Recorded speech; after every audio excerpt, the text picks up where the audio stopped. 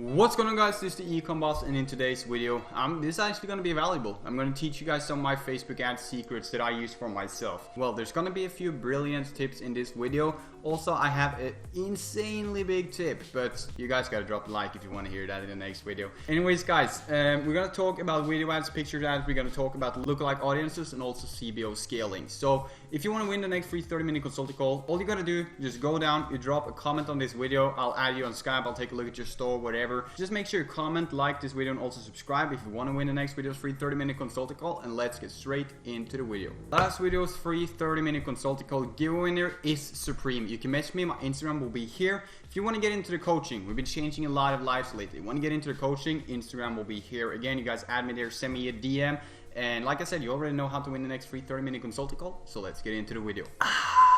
Okay guys, so if you want to succeed with Facebook ads, listen up. This is gonna be a valuable video for sure. First of all, you guys have to change up certain things. The people selling only the 5 top countries like New Zealand, England, USA, what's the last one? I don't even remember the last one, but the top 5 countries, guys, don't sell them. It's quite nonsense, because listen up to this example that I will tell you guys right now. Usually, when I run a product, I will get most of my sales from one of the top 5 countries. Like in almost every case, USA will buy the products more than, and another country will buy it. But still, let's just say 100 people from USA buys, 30 from England and 40 from New Zealand. If you add in worldwide, you could get the same statistics of 100 people from USA, 30 from England, 40 from New Zealand. You could get that, but you could also get plus 70 people in Italy, 50 people in Spain. You never know, 40 people in Ireland for whatever right? So make sure you always go worldwide. I'm gonna drop the countries to exclude down in the description so you guys already know how to test. First of all, when you're testing a product, you're only gonna run Instagram and Facebook feed, because it is the only place you will actually convert and make a lot of sales.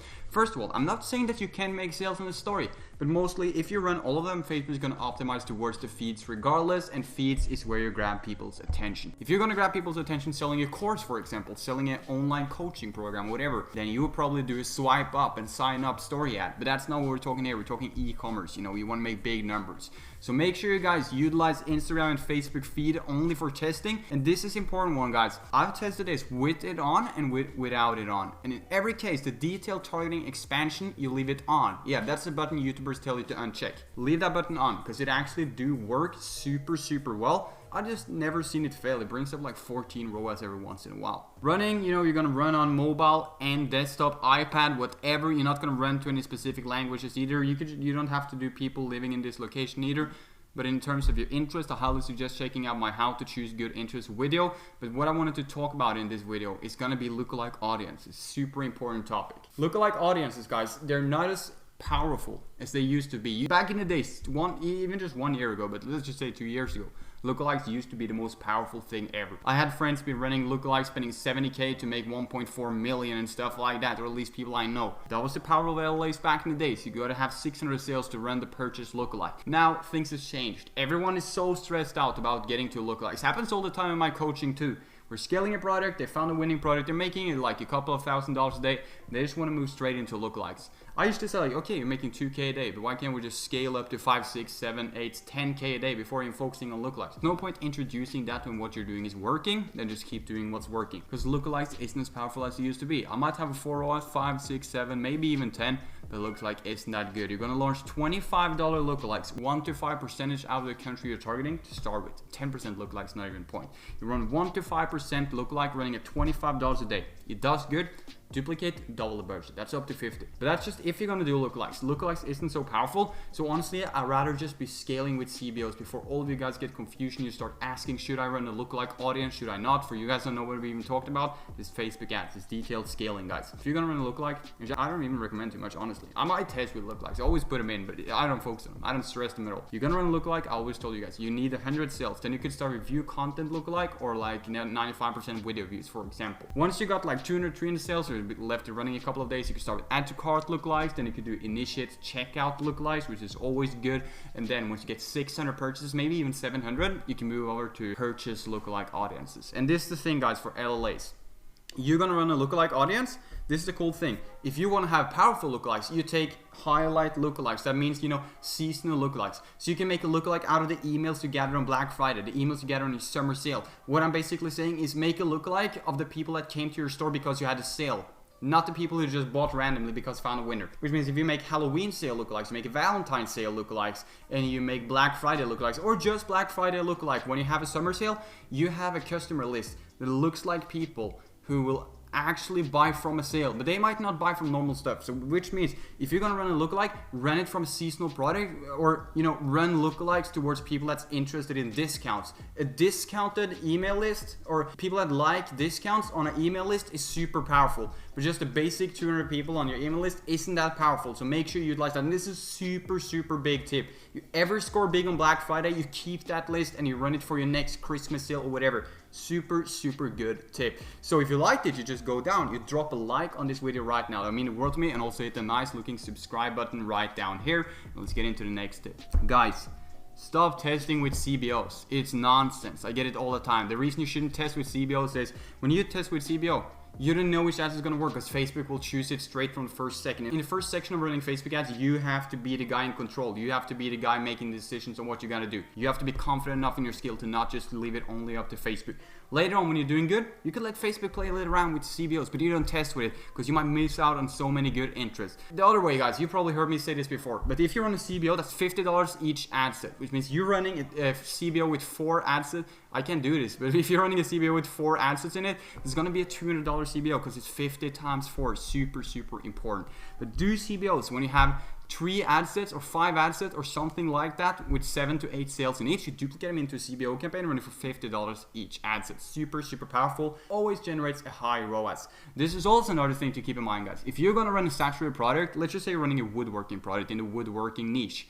You cannot just use woodworking as an interest because it's saturated. And now we're only talking for saturation of a product. If you're going to run a saturated product with Facebook ads, it's super important that you guys do what I'm going to tell you guys right now. Running a saturated product, you have to use interest nobody else is using. Super important key factor. Because if you're running a saturated woodworking product, or let's just make it even simpler, you're selling a saturated Jubilee product and you use the interest Jubilee. Everyone else is using Jubilee. They're favored by Facebook in the Jubilee interest. Same if you go with like you sell a Justin Bieber product and the first thing you're targeting is Justin Bieber. All your competitors running Justin Bieber products will use Justin Bieber as an interest and they will be favored in that interest. So you most likely, not always, but you probably not stand a chance. So basically what I'm saying, you run a saturated product, you should run a viral type product, not a specific saturated product, because that's already one guy's winning or a couple of people. But if you're gonna run saturated, run like a super general saturated product, because then you could use whatever interest. Like if I run saturated, which I don't, I might sell a computer and target tea. That's how nonsense it will be. Earlier this year, as you guys already know, I sold the oximeter. You guys know what it is. Checks your pulse, checks the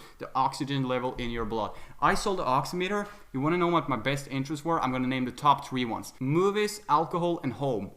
Those 3 interests are nonsense. I tried oxygen, I tried blood vessel, I tried heart, I tried all these different things, all those basic things, lung, oxygen, all those interests. They performed pretty okay, decently, but my competitors never made them work. I had friends try my interests, it didn't work because I was the first on it. But when I tried those weird interests, they scored even bigger because nobody was using them, and that actually allowed me to get into the competition of the market. So that just means, guys, you could use some nonsense interest and it actually do work every single time. At least for me, it's been really successful. Obviously not every time, but a lot of times it do work. Also, guys, when you're running a ad, utilize page post. If you don't know what it is, just Google it. You use page post. You don't set up the ad while actually making the ad. I'm not talking targeting. That's the ad set. I'm talking the ad picture with it, whatever people see. You set up that beforehand. You set it up on a page post. Publish it on your page. You don't just set up it inside the ads. I mean, you can do, but it's just easier to make page posts. You can just copy the idea of the page post without having to look into everything. It's just gonna be way more organized, guys. Just like I'm naming my ad sets the interest to keep track of the interest. Also, guys, one more important Facebook ad tip. I know we're just talking general Facebook ads, guys, but this is going to cover everything.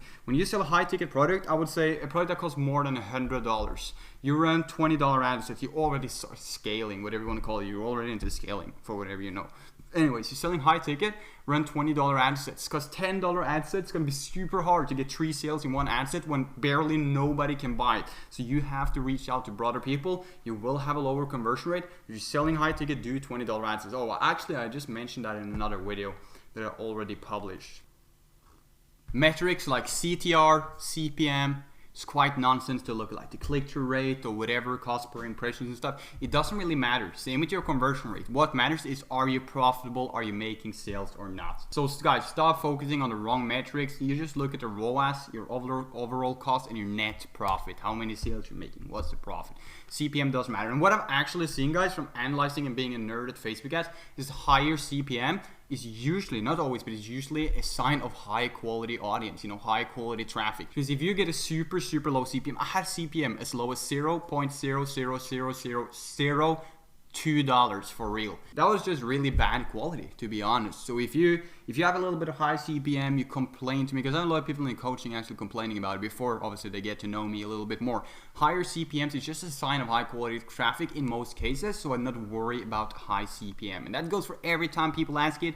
High CPM does not really matter, but there's a factor to keep in mind here, guys. If you listen to what I teach you guys with Facebook ads, you actually pay super close attention, you will start to realize that if you follow my strategy and it flops, it's the product, and you guys have to develop the skill of product research. When you're running something on Facebook, the product is always the most important thing, unless you're super bad at running Facebook ads, honestly. So make sure, guys, that you know how to find good products. You have to find something that's super unique, that people will be like, wow, I've never seen this thing before. I have so many examples on it, but that's going to be for another product research video. It all comes down to your product. Don't force it to work. The product flops, you just move on. You just test another one. It's no point testing a million creatives. I mean, I've seen people testing like 50 ads on a product to make it work, but I feel like that's just forcing it to work. So I just do, 7 to 10 ads for $10 a day, because if 1 out of 7 ads can't make it work, is it really worth it? It's a thing to keep in mind. So I hope you guys found this video helpful. If you did, please remember to go down, drop a like on this video. Just click the thumbs up button. That would be super helpful for me. I'll be super glad if you did. And also, if you like this channel, I'll be super happy if you just click the subscribe button, because we do drop some of the best content on YouTube when it comes to dropshipping. Share this video to your friends who's struggling with Facebook ads, or just drop a nice comment. You want to see me buying my dream car at 19 years old, barely just turned 19, seeing me buying my dream car, I'll link that video down in the description, and you'll be seeing me in tomorrow's video. Peace.